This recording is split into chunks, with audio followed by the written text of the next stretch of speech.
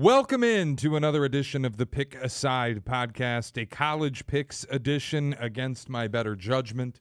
And frankly, it is this week, a college slop edition. Yeah, frankly, this is against my will that this is happening. I prefer to just not bet college at all. I have very few plays this week, some stuff, mostly leans that I'm going to just be on. But that's about it. Before we get to the picks and the slate this week, obviously, we are available on YouTube, youtube.com/@PickAsideESPN. I should say we're usually available. We apologize for what happened earlier in the week. Sorry about Monday. If you were expecting a Monday recap episode, we sat in here and talked to each other for an hour, and then the audio file broke. So it just shit happens. We couldn't recreate the magic that took place. Trust that it was our best episode to date. Award-winning. Yeah, it was. And it's just it's a lost file. It's lost media. Mm-hmm. I am Shea Norling. He is Tyler Rocky. With you every week. The college picks edition today will come up in a second, but we got to start with the college news of the week, which is James Franklin took the Virginia Tech job. Yes. Which kind of was always like, I think as soon as he got fired, I was like, Virginia Tech feels like the perfect landing spot. Oh, yeah. Mm-hmm. I think it's total home run. And I also just big picture. This goes for all sports. Anybody tells you the team, the ownership group, the school doesn't have the money to do something, they're wrong or they're lying. If Virginia Tech can commit $230 million to their athletic department over the next 4 seasons while hiring James Franklin, the money exists everywhere, is what I learned. Yeah. That's my takeaway. Well, and the other part of it, too, is I haven't seen a final number. Have you seen a number on what Franklin's contract was? But I can't imagine he's going to be overly compensated because he's still getting the checks from Penn State and by proxy by Adidas. So I don't think it's something that's going to be a eye-popping number when we see it, if we see it. But that's because he's getting supplemental income elsewhere, too. I think I'm with you. I think this is a home run hire for Virginia Tech because he kind of seems like one of those guys. He's going to settle down in Blacksburg, and this may be his forever spot.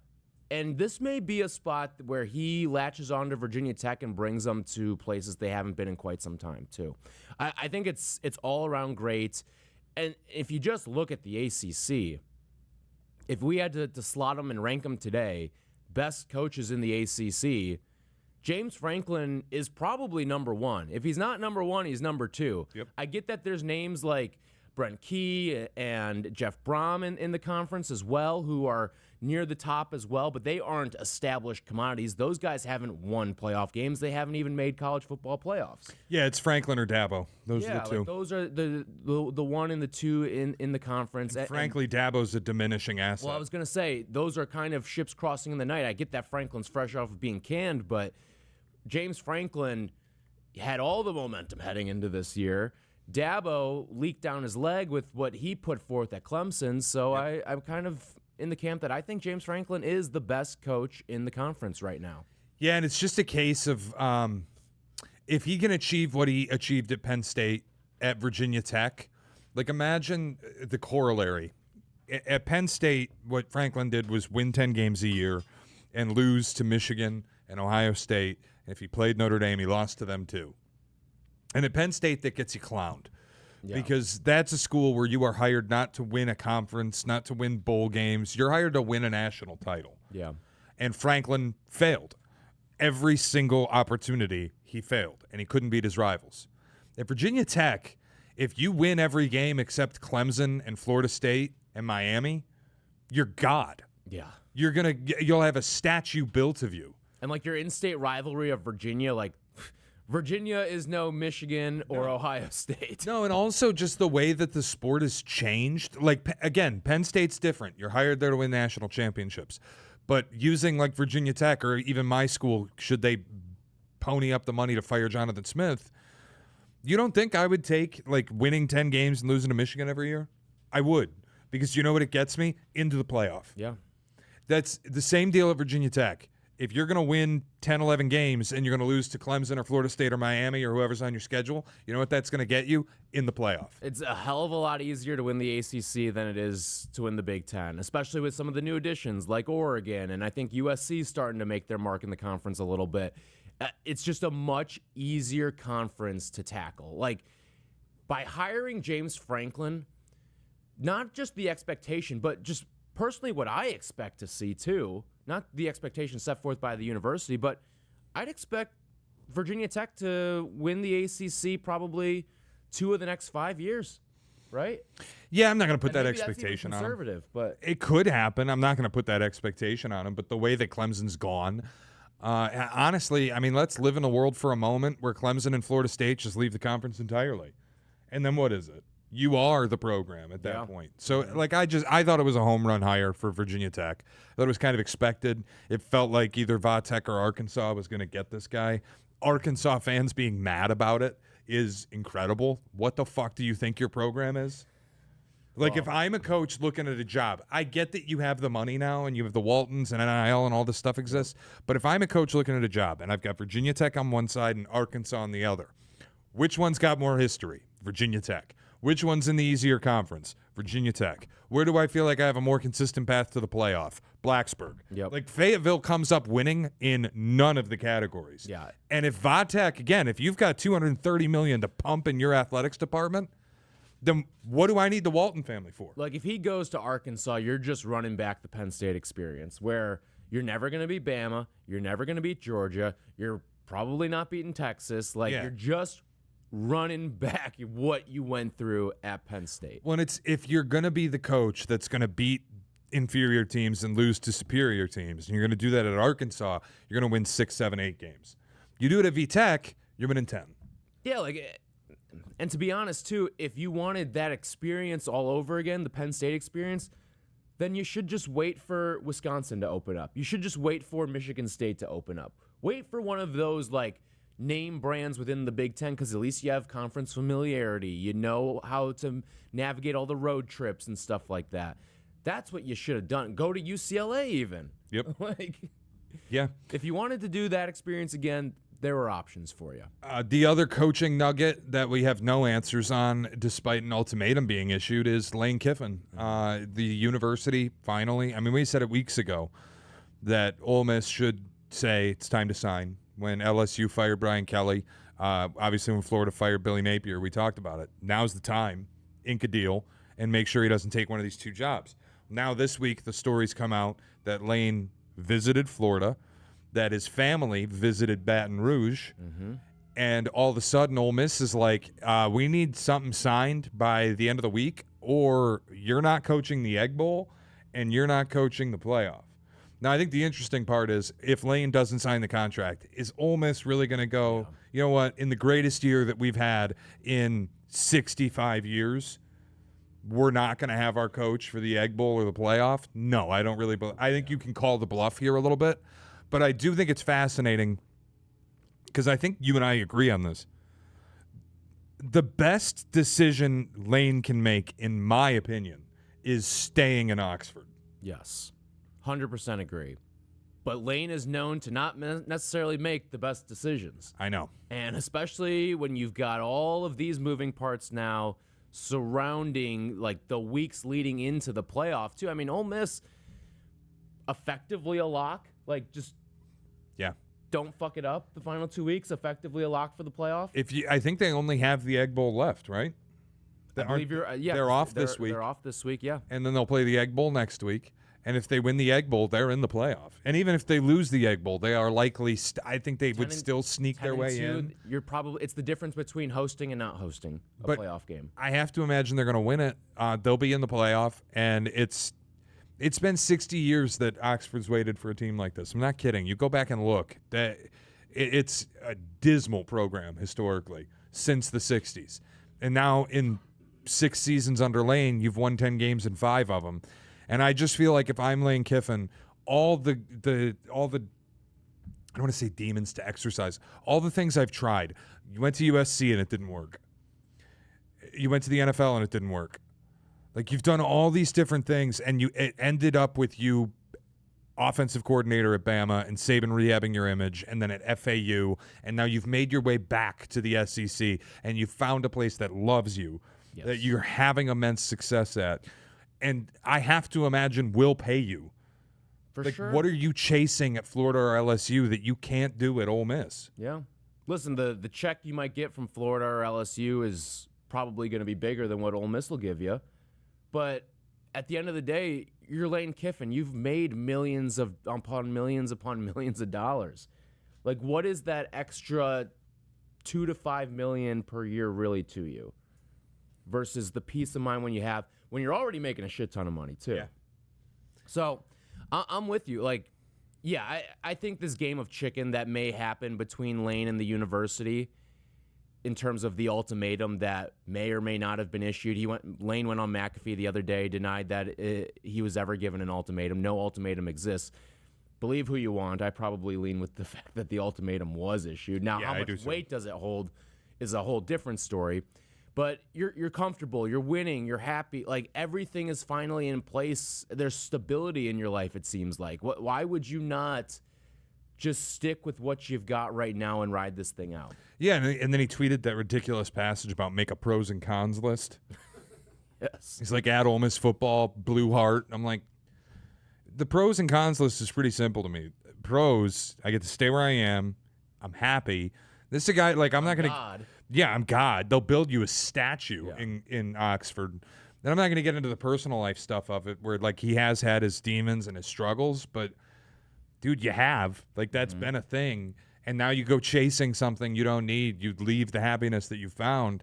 Like, I would think Ole Miss is the perfect home for him. Yeah. And it's a program I've always felt like it's a bit of a sleeping giant. If you get the right guy in there, you'll get the investment. The Grove's incredible. Yep. It's got a fan base that really cares. The downside is you live in Mississippi. But, like, we're not. Gainesville? It's not like you're moving. Yeah, right. Rouge. You're not moving to Miami. Yeah. You know what I mean? Like, you're going to the bayou or you're going to the swamp. It's not. You're not like. This isn't glamorous places. This isn't going back to USC and you're living in Hollywood. You are not going to Miami Beach. You're not going to New York. You're not even going to New Orleans. Charlotte, like. Right, you're like what's Baton Rouge from New Orleans? An hour? Like, you're not even. Yeah. It just stay where you're at, man. Yeah. He's gonna do what he's gonna do. I saw. It's fascinating though. I saw Neuheisel said he's going to Florida. Oh boy. But we'll see. You know what? It's going to be a very telling college game day this week when Mr. Saban gets the mic on this issue. Well, Saban already said what's to say that LSU or Florida are better gigs than the one he's got. So do me a favor, Nick. Just get on that desk and just straight up petition to Lane. Stay where you're at. And then Saban takes the LSU job. How about this? What about this, though? Like, we've always said, like, Saban's as close to Lane as pretty much anyone, right? Mm-hmm. And he says those comments a couple weeks ago. What if that's his plea to him? Like, dude, stay where you're at. Maybe. Maybe it's more of a plea than what he's hearing in his conversations with Lane. So that could be. It's interesting. All right, you want to get into the picks? Let's do it. May God have mercy on my soul as I embark on another week of betting college football. Oh, boy. A theme in the penultimate regular season week. What's your theme? My theme is situational spots. I am pretty much only betting off of situation and off of division races and conferences. You may notice a lot of my games are coming in the ACC and the Big 12 this week. Oh, interesting. Okay. All right. Well, let's just get into it. And again, this is a week with very few good games. Very few good games, but there's a lot of quasi playoff spots here. Yeah. That's for sure true. And let's just get started. I'm just saying, instead of going through the big games you're going to want to watch, there aren't many of them. Yeah. So I'm just going to take you through the board. We'll start right at 11 a.m. with a ranked SEC matchup where I have a lean. I'm not committed to betting this, but it is Missouri traveling to Norman to take on Oklahoma, and the Sooners are laying 7.5. Totals 41.5, expecting a low-scoring game. Mizzou's a pretty heavy public side. I kind of feel like, is this not an Oklahoma play? Yeah, it's where I was leaning. I can talk myself into both sides here, frankly. Mizzou, their quarterback, Matt Zollers, looked a lot better last week, but it was Mississippi State. Yeah. Ahmad Hardy, though, was the real star when he runs for 300 yards. And now you get a much stiffer test against Oklahoma, who's coming off of a war against Bama that they won. It was ugly, but you won on the road in Tuscaloosa. And it kind of surprises me a little bit that when you say that Mizzou's the very public side here, because I would have thought it's Oklahoma. Oh, just came off of one of the biggest wins in the sport this season.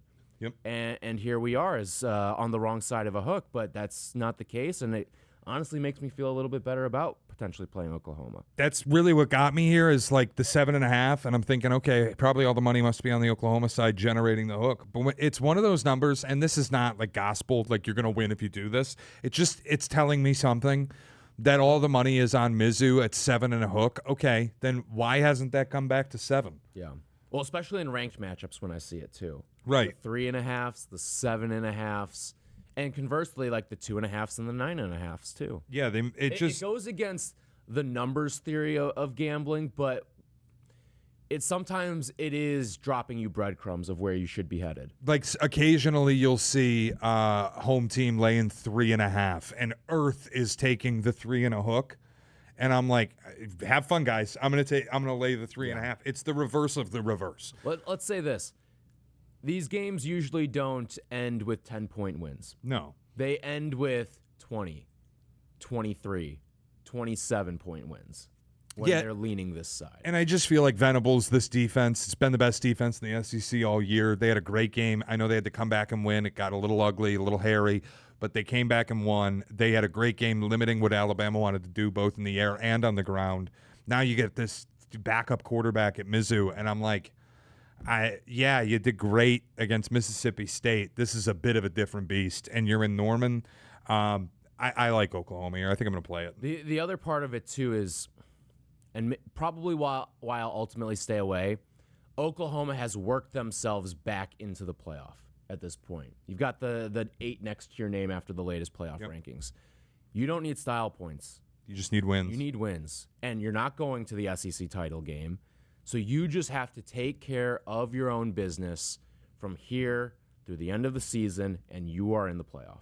Yeah, I'm going to do it. I'm going to lay the 7.5 with Oklahoma right out of the chute at 11 a.m. And now I'm going to take you to a couple gross 11 a.m. ACC spots. All right. Louisville at SMU. Mm-hmm. Pony Express is laying 2.5. Louisville's season is completely fallen apart.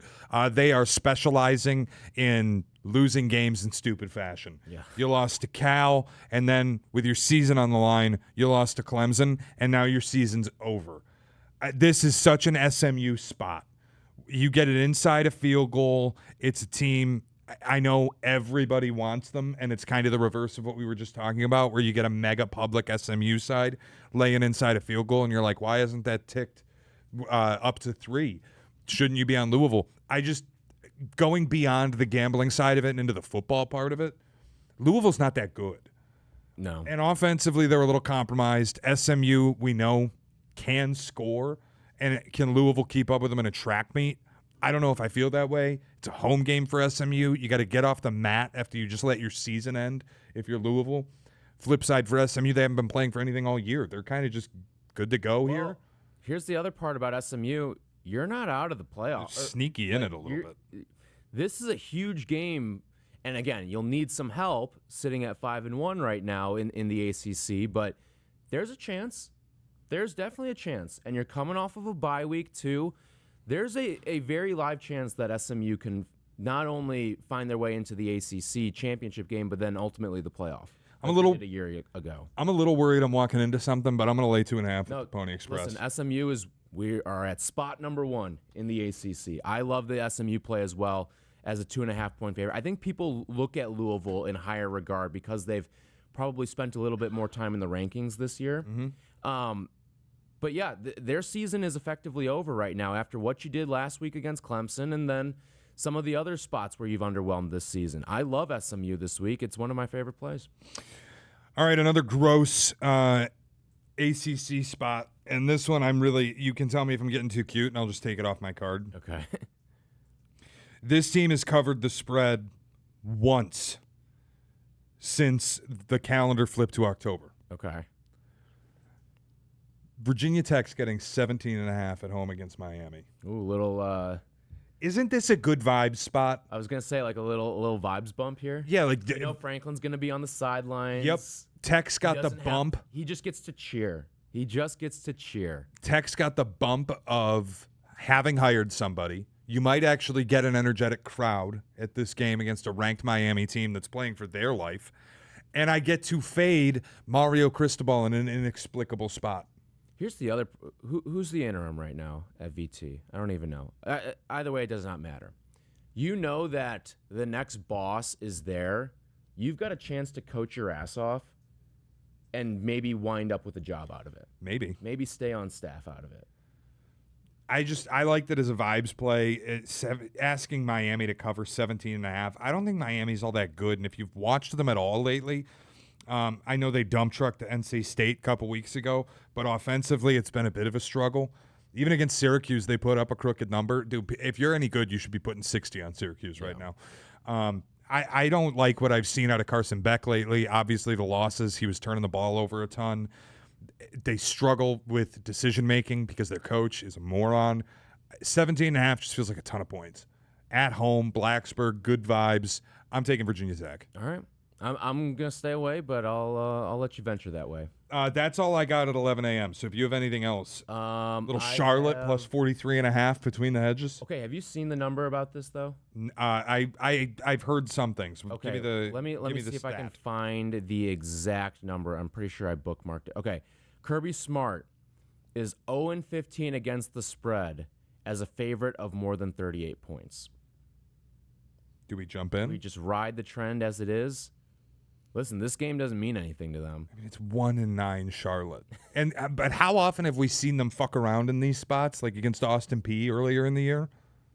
Dude, 38-0, 41-0, and we've got winners in our hands. You want to take it? 43.5. It was kind of one of these spots this week where I was like, all right, I've seen the numbers, I've seen the trends. Like, I mean, even Ole Miss, it's not like Ole Miss just lit the Citadel on fire either. What were they, 55.5 point favorites? Did they cover that? They might have, actually. I don't need to have money on Charlotte and Georgia. I can just stay away. The fact I'm even thinking about it, I'm like, I don't want to bet college at all this week. And now I'm sitting here and I'm like, do we launch Charlotte plus 43.5? Like, let the degenerate come back in a little bit. But we'll give you the trend. We'll give you the trend that's out there. Kirby is 0-15 as a favorite of more than 38 points. Do we have a trend on Kalen DeBoer? Can we take Eastern Illinois plus 50.5 in Tuscaloosa? Eastern Illinois. True. Because it's an in-state game. I didn't even think about that. All right, we'll keep it pushing. I got nothing up until the 2:30 games. I've got a nooner. I've got a nooner for you. Baylor and Arizona. They go high, we go higher. This is a classic. I know it's not classic Big 12 teams, but this is a classic Big 12 spot in terms of offense. You've got teams that are kind of in effort mode. We're going to air it out. We're going to have a little bit of fun offensively. Two very potent offenses. I like over 62.5 between Arizona and Baylor. Nobody wants the under. Nobody wants the over. Love it. Earth on the under. I'm in. I'll go over 62.5 with you. That's fun. A little bit. Listen, I've got no research to back this up. I am probably just firing from the hip on this one. This game's on TNT. Haven't the TNT games just been absolute offensive showcases, like electric fests? Like we're firing the cannons every 30 seconds. Dude, Baylor got 55 put on them last week by Utah. Like Utah would have covered this number damn near by themselves. Yeah. 55-28 last week in Waco. This is in Tucson. I'm in. Let's do it. Over 62.5. Fuck it. We roll. All right, I want to take you to the Big Ten at 2:30. All right. Oregon, USC, probably the only really watchable game of the day if you're just a casual fan. I love Oregon here. Same. Wow, we are in lockstep this week. Laying 9.5. It's a big-ass number. We are going to walk off the cliff hand in hand this week. Yeah, but this is fading the public. Everybody wants USC. It's a big-time public side. And I just think you take USC going all the way up the coast to Autzen It's an Oregon team that does, like, I know they're ranked 7th right now, and if they handle their business, they're getting in, but it also does feel like they might need a little bit of style points because as things are trending, they aren't going to qualify for the Big Ten title. Which probably helps them. But it might help them, but it's also worth it for them if they want to get the highest seed possible to start putting it on some people. Yeah. And USC's defense is horrific. Yes. I think Oregon's been waiting for a spot like this where they can unleash Whittington, they can pound the rock, Lanning can play physical football the way he really wants to. Like, he doesn't want to be this speed and space coach. He wants to win the battle in the trenches, run the ball on somebody. They'll have an opportunity to crush USC offensively, and I think defensively, USC's a really good offense. They haven't been that tested. Oregon is going to test them a little bit. Yeah. And go ahead. The one place where we've seen USC kind of struggle at times is when they go into out of their elements. When they're not in the sunshine of LA. And I get last week too, it was a pretty shitty weather game against Iowa, but then you saw the USC offense not show up. We've seen it in Nebraska where it didn't show up. Notre Dame on the road, it wasn't great. So when you get them out of their element a little bit in terms of the conditions, and that's what you never know what you're going to get up in Eugene. You never know. I'm with you. I like Oregon, and Oregon's one of those teams, whether it's true or not, they probably feel like ever since these playoff rankings have come out that they are one of the most disrespected teams. Your one loss came against Indiana, the number 2 team in the country, an 11-0 team. Oregon probably feels like they should be the first one-loss team on these rankings week to week, right? Yep. Like they probably feel like they should be 4 or 5 or 6 right now. They're at 7. They probably feel like they should be at 4. Yeah, and they have an opportunity to prove it here. And frankly, like, USC through the air has been awesome. Jaden Mayava. If you want to beat Oregon, you got to pound the ball. You got to run on them. And I don't know if USC is going to be capable of it. This is a Lincoln Riley team that isn't exceptional up front. They never are. It's a lot of improv. You're on the road at Autzen. Weather might not be super friendly. This is just a total Oregon spot. Yep. Now, I want to pick your brain on something else here. Over 59.5, is that attractive at all? I just wonder if Oregon could just shut this USC team down. I feel like USC's offense is too good to just get really locked. Yeah, but that. we still see games where they only score like 21, 23 points. True. Which still may get you over that 59.5. I guess the fear, too, is what happened to Notre Dame and USC, where you've got Lincoln Riley getting cute and going on 4th downs, and if you don't get them, your total's dead. Yeah. Because you're always going to be operating with high numbers with USC. And to be honest, I don't know what Oregon offense is going to show up. We've seen the offenses that look awesome, and then we've seen the offenses that underwhelm, too. All right, I'll stick to just the side. Okay. I only have 2 more bets the rest of the day. It's a very light night slate for me. Yeah, I think I've got like 3 or 4. I'm going to go to 3 o'clock in the Big 12, TCU and Houston. Okay, we're aligned. This is purely a number because I looked at it and I just had the thought. It's been a great year for Houston. Willie Fritz has been awesome. They've got a number next to their name, but then you start digging into some of the power ratings, some of the SP Plus stuff, some of the FPI stuff. Dude, people think TCU is going to win this game. And I kind of was just like, TCU underwhelming. They've been bad lately offensively. Hoover hasn't been what you've expected. Like, he was great to start the year, but he's been super turnover prone. The quarterback. How is this only 1.5? Well, it's moved off of a pick. I like TCU getting 1.5. Okay. We're going to go head-to-head here because Houston needs this game a hell of a lot more than TCU does. Houston's still playing for something. Houston still has a chance to get into the playoff because of the way that the Big 12 clusterfuck is lining up this year. If you lose this game, this is your season. Like, Houston is playing for their season. You're effectively giving me a money line spread here at 1.5. I'm taking Houston because you've got your backs up against the wall at this point. I will also just update. It looks like the pick was a look-ahead number. This opened at 2.5. Okay. All right, I'm going head-to-head with you. I think TCU's live in this spot to win the game. Again, almost all of my picks this week are situational. It's the same thing for me. We're just reading the opposite side of the situation. Like, I see the number and go, I feel like Houston should be a bigger favorite. I'm going to kind of ride this and just go TCU. Do what you want to do. We'll go ahead to head on. All right. And then my last bet of the day goes to the night slate, and it's a big one. In the Big 12, BYU at Cincinnati. Okay. Cincinnati's a 2.5-point home dog. The total's 55.5. I, against my better judgment, because I don't feel super confident right now, but the quad bombs have worked this week, or this year, rather. I think I'm sitting at 4-2 right now on them. This is a Cincinnati quad bomb. All right. Love it. The Bearcats are going to win this game. Yes.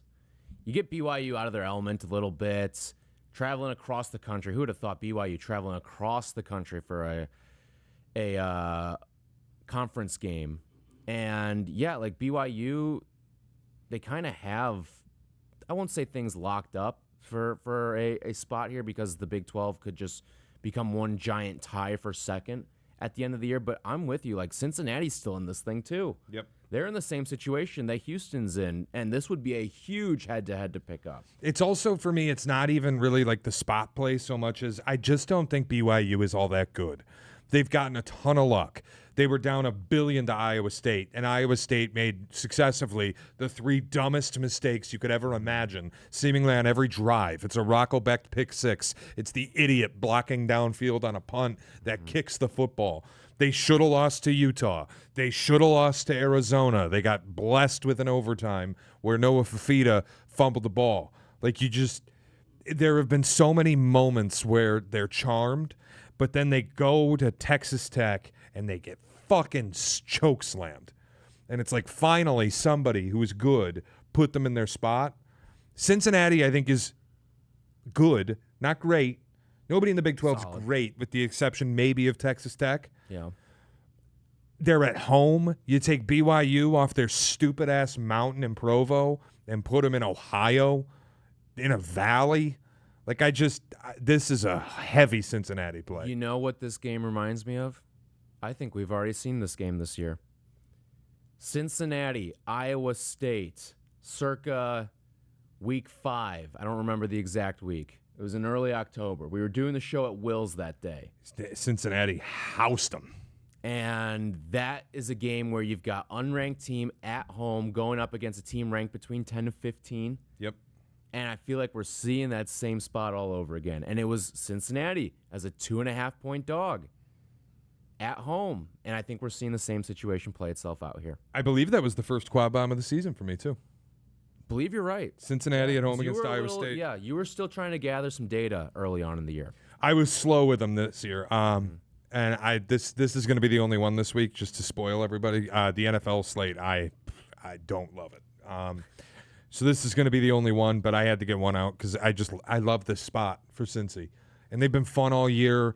They saved their coach's job. Like, preseason, people thought this was a nightmare gig, and he's going to get fired. And now it's like you have a chance in late November to actually fuck around and maybe get to the Big 12 title game. Yeah. I love Cincy this weekend. All right. And I also think it rescues Utah, which I just am kind of I don't know where this happened. I'm rooting for Kyle Whittingham a little bit this year. I'd like to see Utah, Texas Tech in the Big 12 title. I feel like, because I feel like that's the team that can give the best fight in the Big 12 title game. I'm with you there. And I've always liked Kyle Whittingham and Utah in general. It's just been a fun program to root for. I have no hard stance of why I'm pro Utah. It's just I like rooting for Kyle Whittingham. So I have a friend who says they remind him of the Mark D'Antonio Michigan State teams, where it's just like you get consistent, good coaching. They're going to play physical. They're tough up front. They're going to play good defense. Not the most talented teams, but they'll overperform. Yeah. And I've always liked that. They'll always be in the fight. I always appreciate a program that feels built that way. Yeah, definitely. All right, what else you got? All right, 2:30 in the SEC, a rare SEC game for me this week. Oh, boy. Vandy as a 9-point favorite against Kentucky. Oh, boy. And I am going to lay it with Vandy as a 9-point favorite. Vandy's sitting right now 14th in the country after the latest playoff rankings. They definitely feel like they can find their way into this playoff some way, somehow. But there's only one way to do that, and that is with style points if you're Vanderbilt right now. Because you look at the rest of their schedule, all they have left is Tennessee. Who knows what Tennessee is going to look like, how much that game is really going to mean anything by the time you get there. But you can't look ahead in any way, shape, or form the rest of the season if you're Vanderbilt. You got to be focused on the here and the now. And I think Clark Lee does a pretty good job of that. And the way that their offense is going right now, I get that it was slow in the first half against Texas, but you still found a way to 31 points against what I believe is an elite defense. You dropped 45 last week on Auburn, albeit your defense let go of the rope, letting up 30. This was 2 weeks ago, rather. Letting up 38 against Auburn, but putting up 45 to me tells a little bit more than letting up 38 against Auburn, because that defense has also been elite this year. You're coming off of a bye. You need style points. You need to go out and win this game by like 30, and if you're going to tuck me inside of 10, I'm all for it. So I'm going to take Vandy as a 9-point favorite. All right. What else? Only one more game for me, and that is probably one of the 3 best games of the day. Pitt and Georgia Tech. You have the balls to bet this? Yeah, I do. Oh, man. Because both of these teams checked out last week. Came away with different results, but you were going up against very different opponents here. I'm going to take the Pitt Panthers. Wow. I don't think Georgia Tech's providing any sort of home field advantage, really. Not that I think Pitt really would either. But I feel like Pitt was a little more battle-tested last week, going up of true. I feel like Pitt got a better chance to game plan within their game last week, going up against Notre Dame, than Georgia Tech did going up against BC, if that makes sense. Okay. This is an easier game now for Pitt. This is a much more difficult game for Georgia Tech the very next week. And the way that Pitt's off, listen, I kind of throw the result out of the Notre Dame game. I was just going to ask you this. Because Pat Narduzzi told you what they thought of that Notre Dame game. He told you it didn't matter to them. And to be honest, Brent Key didn't tell you the BC game didn't matter to him, but he showed you that the BC game didn't matter to him last week. That's true. By damn near losing it. They basically worked themselves into having buys. Yes. So both of these teams last week were in look-ahead spots. This is the game you look ahead to. And I look at the way that Georgia Tech's played lately. You had the loss to NC State, which was they're not playing their best ball right now. Nope. November has not been kind to them. You lose to NC State. You damn near lose to BC. I just don't know if they're in a spot to really feel good about them, even at 9-1 this year. And on the other side, I think Pitt is trending up. I aligned with your opinion on it. I just don't have the balls to do it because my fear is, what if this is gut check time for Georgia Tech, where you spend a week, as Brent Key saying, you guys just got hit with the reality check that you aren't all that good. You're 9-1 and you got a little number next to your name, but you lost to NC State and you almost lost to BC, and it's nut cutting time now. At home against Pitt, this is going to be the difference between if we make the playoff or not. And that was I align with you. I think Pitt's the right side. Georgia Tech's public. It's sitting under a field goal. It makes you wonder why. Pitt, last week, if you're willing to throw it out, since the quarterback change, has been outstanding offensively. Narduzzi told you he didn't care about the game, so you can throw it away a little bit. I don't have the balls to go on the road with Pitt and take the 2.5. If it were 3 or 3.5, I'd be with you. I think Pitt's going to outright win the game, to be honest. All right. And that's the way when I see a dog and I think they're going to outright win, it frankly doesn't matter if you're inside of 3, if it's 1.5, whatever. 2, I'm probably taking the dog there. I look at Georgia Tech too. Defensively has been what concerns me the most right now. And when you've got an offense that's flying like Pitt's is right now, I like that matchup a lot. If this team's going to get into a shootout, I like Pitt's chances a hell of a lot more than I like Georgia Tech's chances. All right, I have 2 quick rapid-fire questions for you. Can we bet either of these? Okay. Penn State laying 8 at home against Nebraska. No. I mean, you got 2 backup quarterbacks in that game. I know. Isn't that a fucked up number, though? You look at a horrible 4-6 Penn State team at home against 7-3 Nebraska, and I know Raiola's out, but it's a Matt Rule extension got signed. Yeah. And Penn State's laying 8.5. Yeah, Matt Rule's not playing come and get me right here. This isn't Ben Johnson going to Soldier Field last year and saying, hey, come and get me. No, this is they might lay down in this spot. And I don't think Nebraska hasn't been any great shakes this year anyways. I just thought the number jumped out. The other one I have for you is 6:30 SEC. Tennessee laying 4 at Florida. Isn't this a crush spot for Tennessee? I don't know, man. Florida's been playing better, haven't they? Yeah, playing better. They've lost 4 of their last 5. Yeah, but you can tell it's a different Florida team. I guess the Kentucky game may beg to differ, but You'd lose by 31 to Mark Stoops. Listen, like ever since Billy Gonzalez took over, you can tell it's a little bit of a different team. But you know how I feel about Tennessee. They set you up. They bring you in. Heupel will bring you into believing, oh my God, you know what? They're legit. And then they're going to play that finale in Neyland against Vandy and get fucking crushed. Yeah, no, it's not worth my time or trouble. All right, fine. Not worth my time or trouble. Then that's all I got. I'll recap my card. It's short, 7 bets in college. I don't want to bet college football right now. I don't feel like I have a good read on it.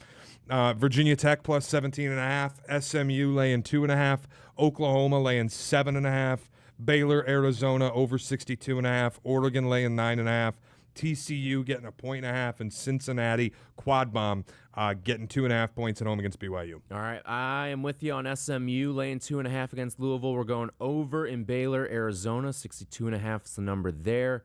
Oregon laying 9.5 against USC. Vandy giving 9.5 to Kentucky. Houston as a very short home favorite, 1.5 point favorite over TCU. Pitt as a 2.5 point dog, and Cincinnati as a 2.5 point dog against BYU. That'll do it for us on the college edition of Pick a Side. We'll be back tomorrow with an NFL Picks edition for week, 12? Week 12. Week 12. Thursday Night Football for you tonight? Lean Houston. No play. But I lean Houston. Yeah, I've got no play. Getting 6. I would like it at 6. 5.5, I think, is the number right now. I wouldn't take it there. But Houston would be the lean at home against Buffalo, Thursday Night Football. We'll be back tomorrow, NFL Picks edition for Week 12. It's the Pick a Side podcast.